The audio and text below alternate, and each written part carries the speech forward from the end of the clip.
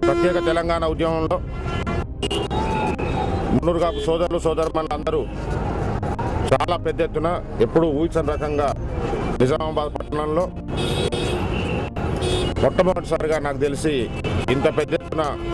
సోదరులు సోదరుమణులు పిల్లలు అందరూ కూడా ఈ మున్నూరు కాపు మహారాలీలో పాల్గొని